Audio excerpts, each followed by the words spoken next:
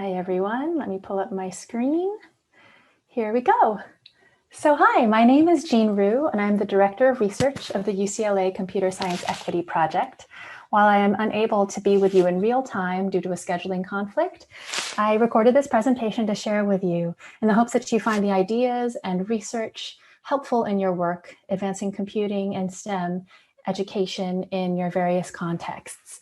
So I also want to say, as a former middle and high school teacher, I really have so much love and respect for the hard work that you all are doing in our schools, especially during this difficult time. So I want to begin by thanking you for all the incredible work you do for youth and in your communities. And I also want to say thank you to IDRA for the invitation to speak with you today. So in this presentation, I will begin with a definition or reflections of definitions of equity, and specifically in relation to computer science education and technology writ large. And I'll follow this with some of my most recent research around the issues of equity in computing education. So let's begin with this definition of equity. What does it really mean? So first of all, I want to acknowledge that there is no single definition, right? There are a range of issues, contexts, historical factors, cultural perspectives, and more that go into how we understand issues of inequality in our different communities. And so what I say here today may not necessarily match your definition exactly, but I also think it's in these differences in how we understand the world that we can really engage in dialogue and better understand each other for a better tomorrow, right? We can build these ideas together. Secondly, I want to note that how this definition of equity is not something that's static, right? Because hopefully, as we address issues of inequality in our communities, the target for what equity really looks like will be changing. And similarly, because as our world shifts and changes, new issues will continuously come to light. We will shift and change our understanding of what a truly equitable world looks like. So in this current moment, I want to think about equity in terms of computer science education in our public schools. And to do that, I want to begin with this book written by my dear friend and my research partner, Jane Margolis, as well as several other amazing co-authors. I still work with Joanna Good, who's also doing incredible work in computer science education today. And in this research published in this book, what the group did is they wanted to understand why there were so few African-American, Latino, Latina, Latinx, and young women in the field of computing or studying computer science. And so what they did is they found out what was going on in high schools and in public high schools specifically. And what they found there was not necessarily a lack of interest or a lack of ability among students of color and young women, but rather there were institutional barriers limiting access to quality computing education experiences in the schools, influenced by stereotypes that people held about who can and should excel with computing.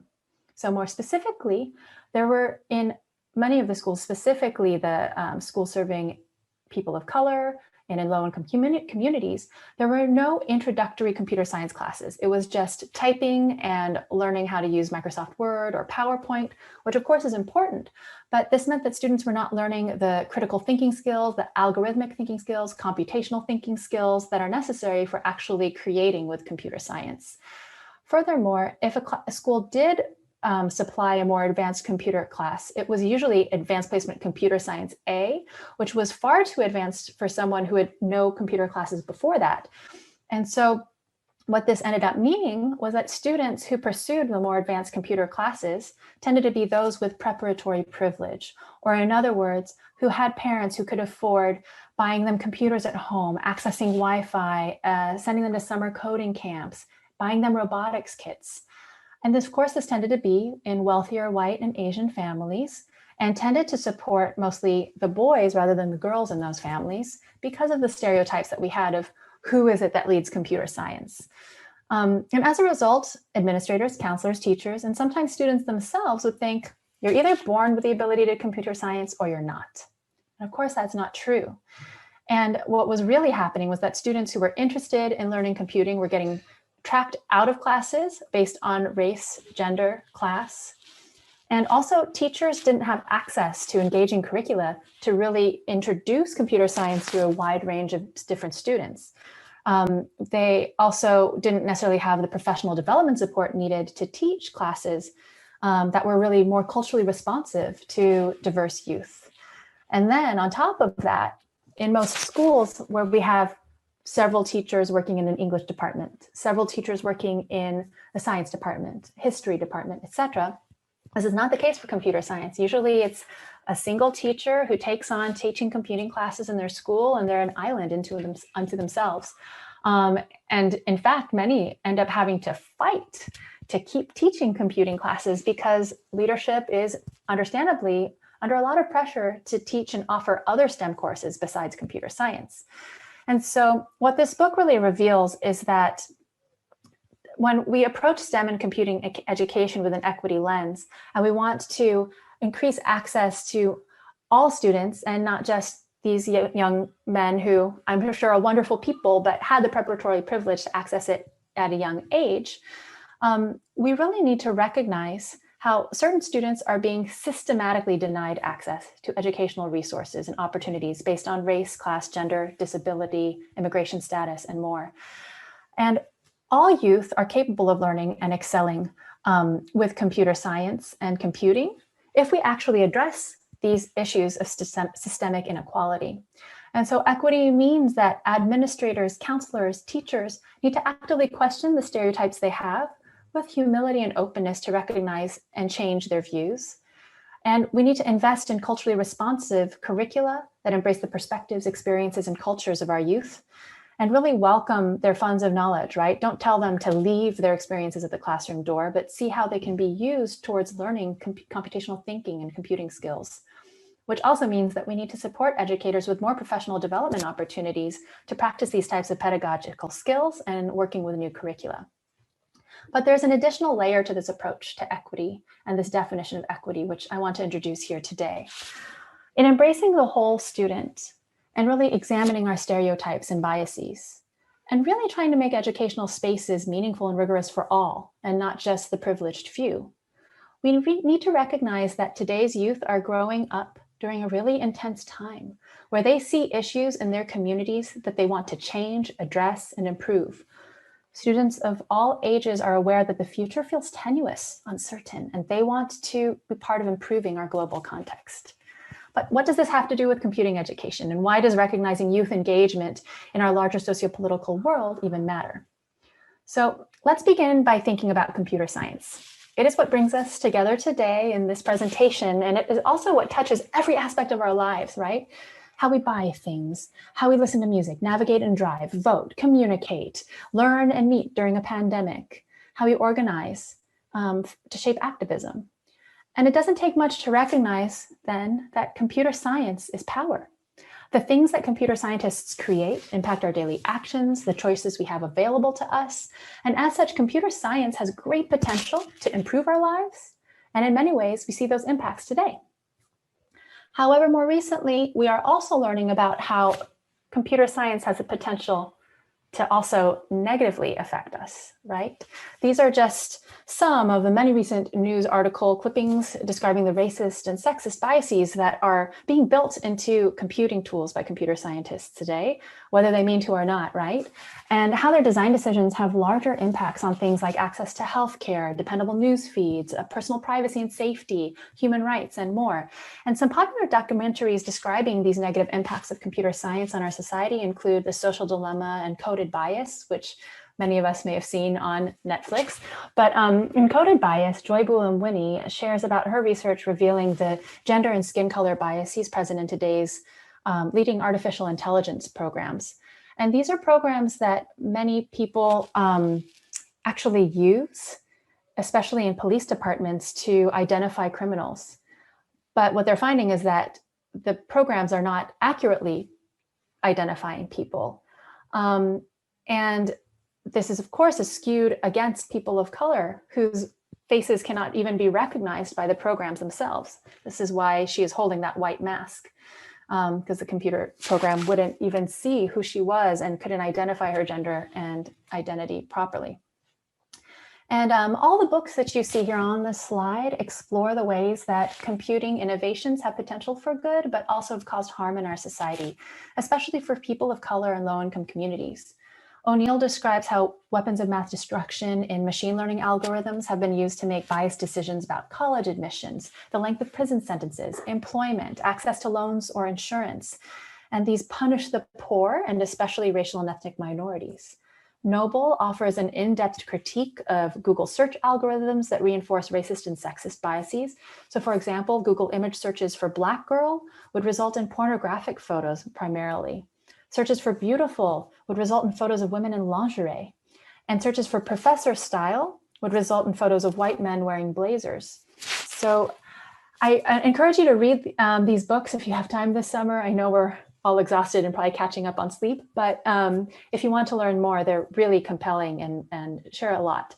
And another thing that I've been thinking about and talking about a lot with my colleagues, Jane Margolis and Allison Scott at the Kapor Center, is this fact that, for example, the prominent AI researcher here, Dr. Timnit Gebru, who's also one of very few Black women in computing, and who has been a vocal critic of the tech industry's racist and sexist hiring practices, was recently fired by Google.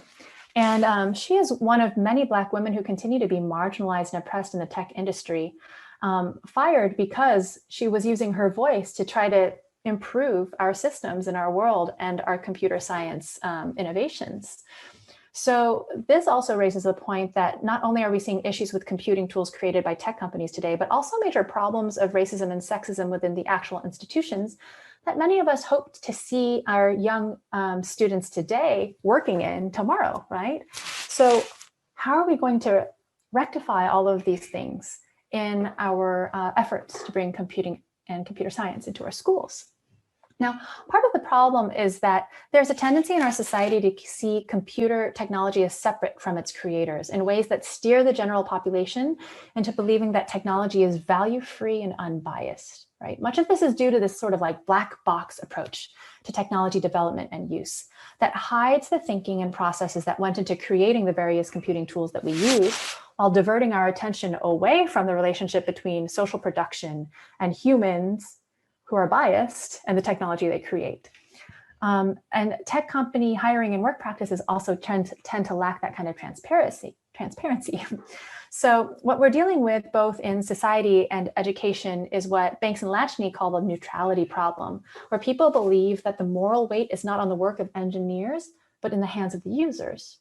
Fiesler has called this a tech ethics crisis, where engineers and computer scientists do not see it as their job to identify the relevant ethical implications of their work. So it's not uncommon for programmers to say, I just build things, someone else can think about the ethics. But all this research from the books that I showed you on the earlier slide is showing us that the decisions that programmers and engineers make really do matter. Racism, sexism, heterosexism, they get built into the technology because they are designed by human beings and we carry biases, right? And so, to this point, Ruha Benjamin has stated, the notion that tech bias is unintentional or unconscious obscures the reality, that there's no way to create something without some intention or intended user in mind. And so today we are experiencing what she calls the new Jim Code, or the employment of new technologies that reflect and reproduce existing inequities, but that are promoted and perceived as more objective or progressive.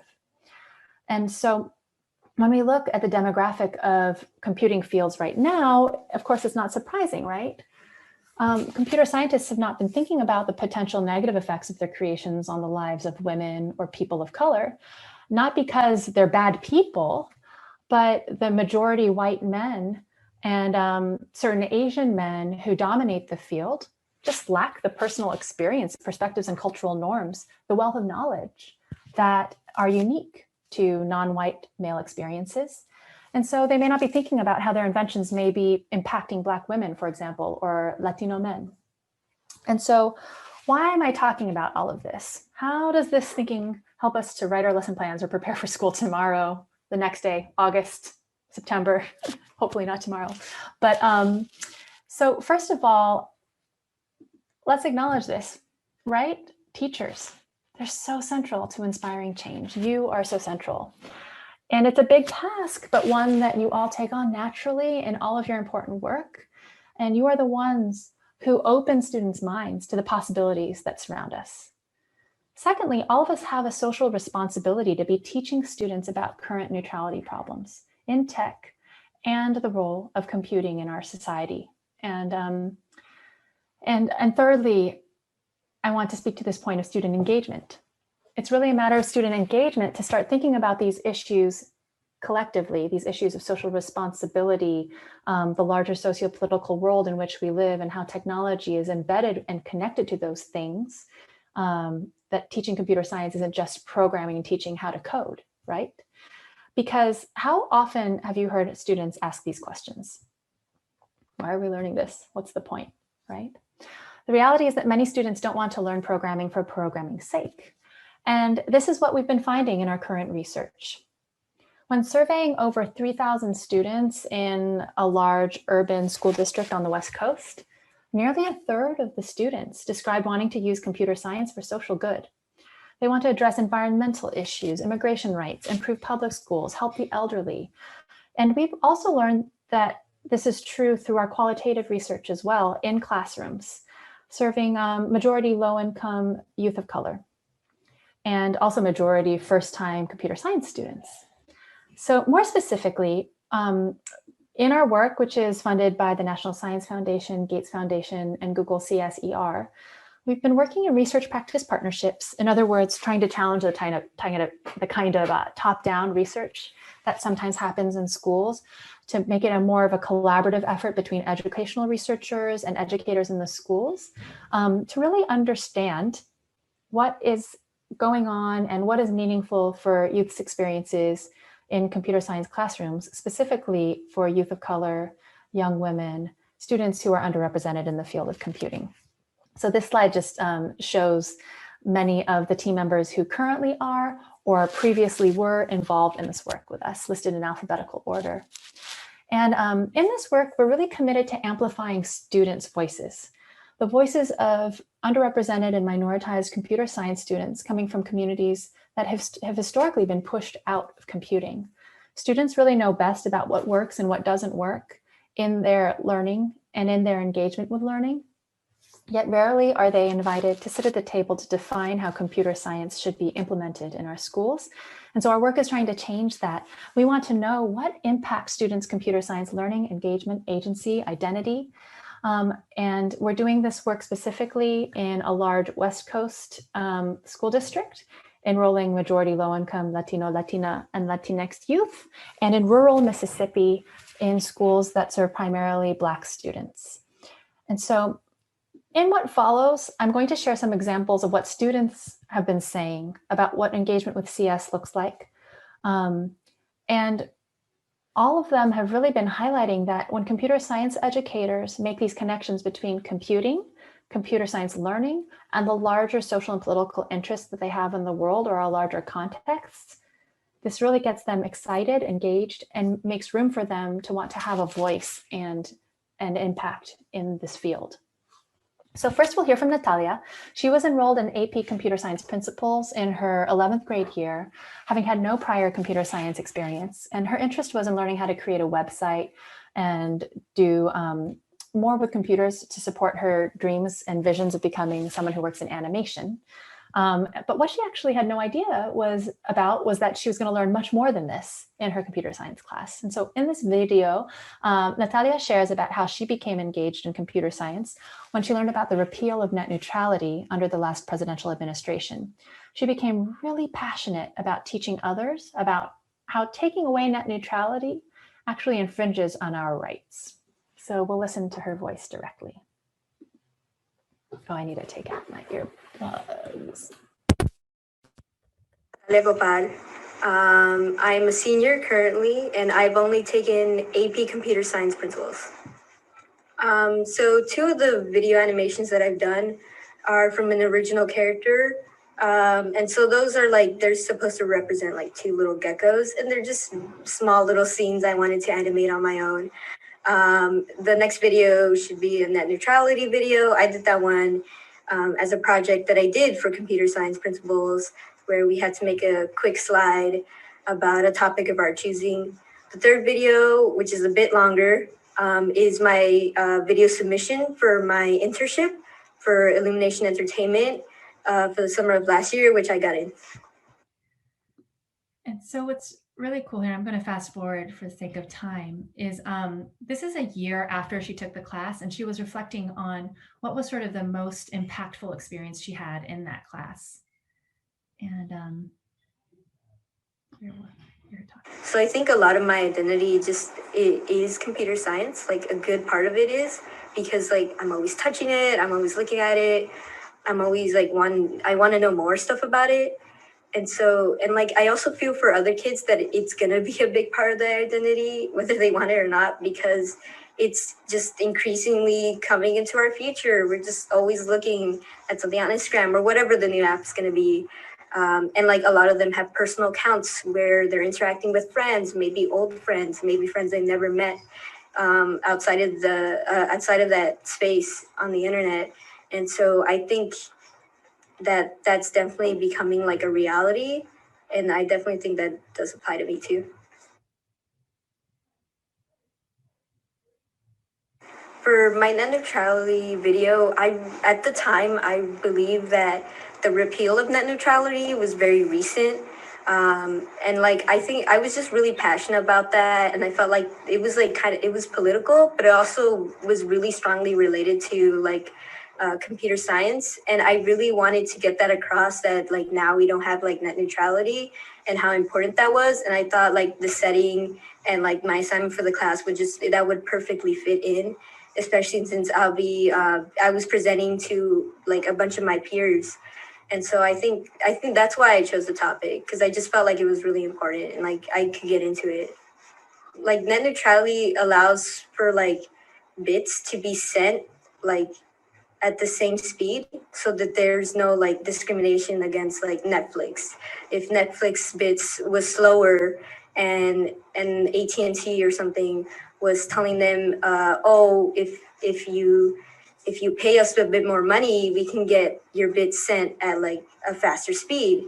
And so it's creating like this really like unfair like system for people who don't have AT&T or people who don't have internet at all. Like it's just creating this imbalance, and like the websites are going to be slower, and like you won't be able to access some. And because like the internet's being more like increasingly involved in our lives, the fact that that's being taken away is really impactful. In this next video, we will hear from Karen from Mississippi. She shares how she sees an important connection between her passions and interests around mental health and technology.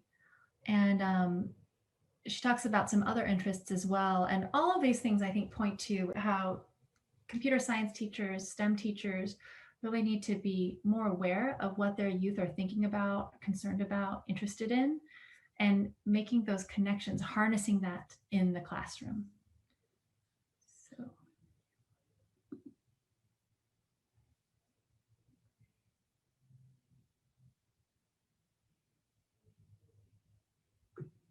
I love music, and when it comes down to politics, I don't talk about it often. But if there's one thing I am passionate about, it's about getting healthcare for everyone, because just in my opinion, I think everyone should be able to have access to healthcare. Because we have other countries where they're doing this very well. People usually show Canada as an example, just like, hey, you know, it's bad because you have these people in waiting lines. It's like, but it's not like that everywhere. You can look at Australia. I'm pretty sure they have it in Norway too. Just, you can look at all these different places and see how it's working out, but we don't have it here in the US. And then being here in Mississippi, especially with this coronavirus, not every county in Mississippi has a clinic. Not every county in Mississippi has a hospital. Not everybody in Mississippi can afford an ambulance. And so it's like you have parents who will put their children in their cars and drive them to maybe Jackson, or drive them to Indianola, drive them to Madison when they're living in Yazoo or Bentonia. And that can be up to an hour drive, maybe, depending on where you are. So I think it'll be beneficial for everyone. I think I would definitely want to teach people to be more aware with technology, see what they can do with technology, teach them more about it. Or it's like either that or helping with mental health, being someone big, raising awareness for mental health. I say that with technology because it does make life easier. It does this, especially with my generation, how we grew up with these things. And there are like consequences that people don't talk about very often to growing up with this at your fingertips. And it's basically stuff like learning about misinformation, where to get information, learning how to use your device in general. But a big one is like misinformation, because a lot of people would just in the past, the general thought is ignorance comes from a lack of education. But nowadays, everyone has a phone at their fingertips. And they think they're learning something that's true, but for all they know, it could be misinformation and they not even realize it. Which is like, I don't know, it's just important to me to teach people to learn the signs and whatnot. So very profound what Karen has to share, not only about her interest, mental health, access to healthcare, teaching people about the impacts of technology. And she just finished her 10th grade year and was taking her first computer science class. She was taking Exploring Computer Science in Mississippi.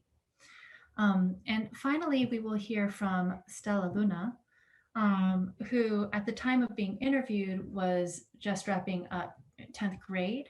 And she had just completed her first computer science class, which was Advanced Placement Computer Science Principles. And here she elevates why we need to be thinking about these issues of identity and agency in our classrooms to really elevate the experiences and perspectives of youth and the issues they care about. Oops. I love. Go to the next slide. There we go.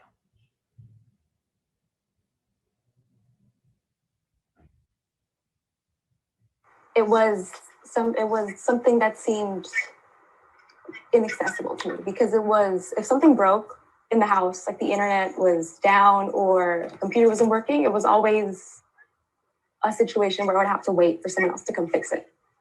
It was never an encouragement of me to go figure out what's going on. And as a result, I felt that computer science was something that I wasn't interested in because I didn't really know what it was. And then after taking a PCSP, it was all these questions that I didn't even know that I had were answered. And as I continued, I started falling in love with it because it's more than code. And a lot of people see it as just code and sitting in front of a computer. But it's problem solving, it's creative. It's this outlet to represent yourself. Just like how art is an outlet for yourself in the physical world, I think computer science is an outlet for yourself in the digital world. And I think that's absolutely important for everyone to learn in an increasingly digital world, how to represent yourself. I think it's very important, especially for people who are traditionally underrepresented in computer science, to be able to represent themselves, because we're still in the early stages of the digital world. There's policy being made and regulation being put, and this is a turning point in where the internet and technology is going to go. It's important for everyone to be able to say that they can have an impact on it. They can leave their mark and they can get their message out digitally. And it was incredible to see people create. The other day, someone made a website to, it's forbrianna.com. It makes it easy to contact officials to support Breonna Taylor. So without everyone getting access to that, how would have that been created? So I'm going to put my earbuds back in for better sound. All All right. Hopefully that sounds better with my voice and less background noise. But I love talking to Stella Luna. Karen is an amazing young woman who was interviewed by Stephanie Bundle on our team. And of course, also talking to Natalia. And there are many other youth that we spoke with. And you can listen to their voices and perspectives with other videos on our website, which I'll share at the end. And in all of these interviews, observing in the computer science classrooms in these high schools, we're really seeing how students are eager to learn computer science, and they really want to share their perspectives and voices when computing education connects to the larger social issues that they care about, the politics that they care about, and the things that they want to see change in the world. And while this is exciting, I know that many of you are teachers and want to know how to make this come to life in your classrooms. How do we center students' voices and really support deep engagement? So this is something that I've been reflecting deeply on with my research partner, Dr. Jay Margolis, and also my educator partner in the Research Practice Partnership, Miss Alicia Morris. And we actually have an article focused on this topic coming out in October that I will share with IDRA to share with you when it's published. But one of the most pressing things that we need to try to do in our classrooms is what the students shared with us today, which is to really connect the content and practices in a way that relates to their real social, cultural, and political worlds. They want to know why they're learning what they're learning, and they need to be introduced to this in relation to what is going on in the present. And so in Ms. Morris's classroom, what this has involved has been discussions about the positives and negatives of live cams around the world and in America. The challenges and the positives of tools like Alexa, always listening to our voices in our homes. Looking at Google's search histories and debating also the pros and cons of living in a society if we only had digital money and no cash money. But in order to connect what students are thinking about, care about, the real world, we first have to find out what students care about. And so in order to do this, my partner teacher, Miss Morris, really works hard to get to know each individual student. She does not start teaching content until she knows every student's name and until students have a chance to learn each other's names and really build community. For some teachers, this might happen very organically, and for others, it might be useful to actively seek this out, right? By holding office hours with your students and interviewing one another to get to know each other, conducting surveys with your youth to get to know them better. Really find out what are their interests, what are their passions, and what do they care about so you can connect to what they care about. Of course, getting to know students also involves creating space for them to share their ideas and perspectives. Now, this can sometimes be harder, right? Because by the time, specifically in a high school context that I've been conducting these research projects in, by the time youth are in high school, they've been taught to be quiet. They've been taught to listen and be lectured to. And I know many teachers have been working hard to change that norm, but it's still true that they don't get much opportunity to practice using their voices. But in our computer science classrooms, we want to be creating spaces where they can speak just as much as teachers, if not more, and where students can feel safe to share what they are thinking about, sometimes even before their ideas are fully formed. And so this is why Ms. Morris talks about wanting to hear what students think, even if you don't yet know, and welcoming them to exercise these ideas around half-baked kind of experiences, ideas, beliefs as a starting point, and recognizing that people can change their beliefs, they can change their ideas, they can change what they know as they learn. And so in this way, students can really practice sharing their voices, develop opinions, develop arguments, and learn to debate with each other and really learn across difference in opinion. And of course, one of the best ways to support student voice is also to offer choice, right? Everyone wants to have a choice in what they do. And if we create that space, then that's when their voices can really emerge. And so part of this means that we should be welcoming students to create projects that connect to their interests. I've been really banging that drum this whole presentation. But another aspect of this is reminding students that the more choices that are available to them, the more that they'll learn and the more they can engage in the world around them. So, of course, our work doesn't exist in a vacuum. What we are finding really resonates with important research that has come before us.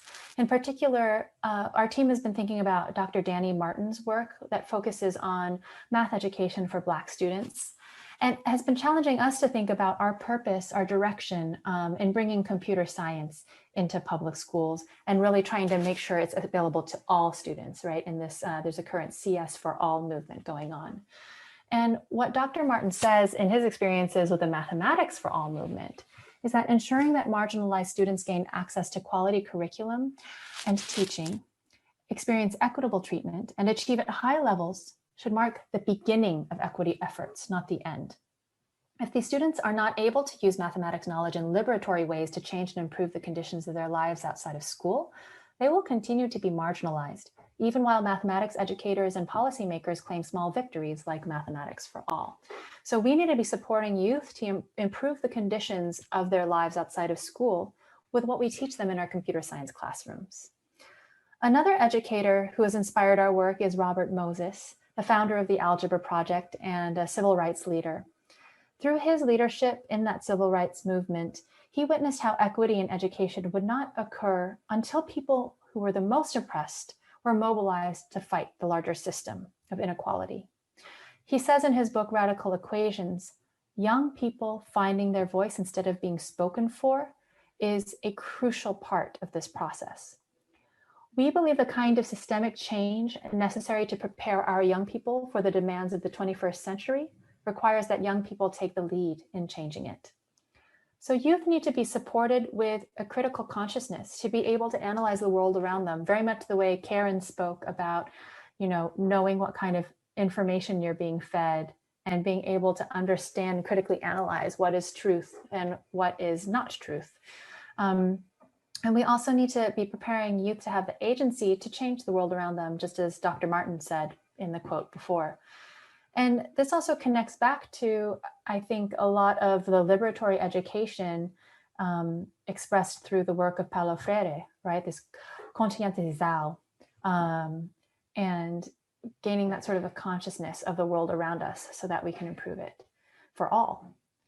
And similarly, what we've been thinking about, seeing in the classrooms and hearing in interviews with youth and reading in the surveys is what Gloria Ladson-Billings, the author of Culturally Relevant Pedagogy, has once said, which is that teachers must understand that the teacher's role is not merely to help kids fit into an unfair system, but rather to give them the skills, the knowledge, and the dispositions to change the inequity. And so from our work with youth and seeking to amplify their voices, which is ongoing, we conclude that in this world where technology drives everything, it shapes who we are going to be as human beings, how we participate in society. Computer science education needs to center issues of history, power, and really teach youth critical consciousness about our world today. We need to be teaching youth about issues of ethics and social responsibility so that the tools and skills that they learn are something that they can use towards a greater good that they're motivated towards. And also really be thinking about how youth can use their voices and personal agency to create with computing in ways that improve our communities and not hurt them. Really taking into consideration all the people being affected and all the ways that people might use the tools that they're thinking of making, or the ideas that they have for apps, or whatever it is that they want to do with computer science. And so with those thoughts, I will end here. I welcome you to reach out to me, check out our website, and keep in touch. I hope that you found these ideas useful, and I hope you found the student voices exciting and interesting to listen to. And I wish you all well, best of health, and I hope you have a great start to the new school year. Thank you so much, and bye.